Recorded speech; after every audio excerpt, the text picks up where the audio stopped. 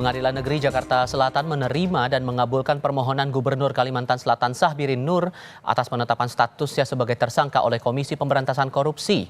Dalam sidang putusan pra-peradilan siang tadi, Hakim Tunggal Pengadilan Negeri Jakarta Selatan Afrizal Hadi mengabulkan permohonan pemohon untuk sebagian. Hakim menyatakan penetapan tersangka terhadap Syahbirin tidak sah dan berkekuatan hukum mengikat.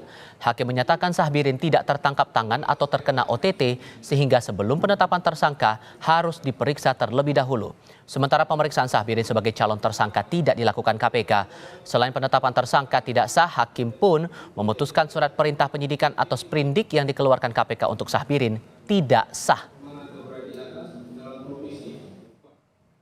Sebelumnya, penyidik KPK menetapkan Gubernur Kalimantan Selatan Syahbirin Nur sebagai tersangka dugaan kasus suap atau tindak pidana korupsi pada awal Oktober lalu. Syahbirin bersama 4 pejabat Provinsi Kalimantan Selatan diduga terlibat korupsi penerimaan hadiah atau janji oleh penyelenggara negara terkait proyek pembangunan di Dinas PUPR Kalimantan Selatan.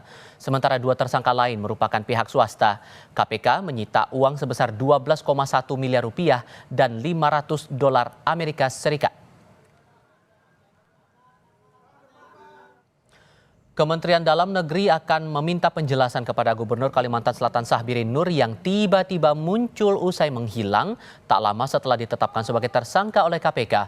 Wakil Menteri Dalam Negeri Bima Arya Sugiarto menyebut kementeriannya sudah menunjuk pejabat pelaksana tugas gubernur agar roda pemerintahan Kalimantan Selatan tetap berjalan usai Syahbirin menghilang.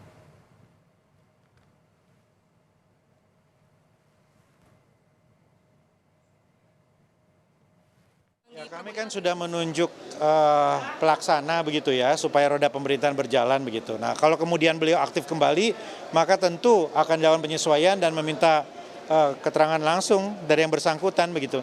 Kemarin kan karena keberadaannya tidak diketahui, ya ketika kemudian aktif kembali ya pasti akan dilakukan penyesuaian dan meminta penjelasan dari beliau. Artinya nggak dipermasalahkan untuk memimpin lagi dulu ya Pak, selama prosesnya masih belum berjalan? Nanti kita akan minta penjelasan kepada beliau. Ya.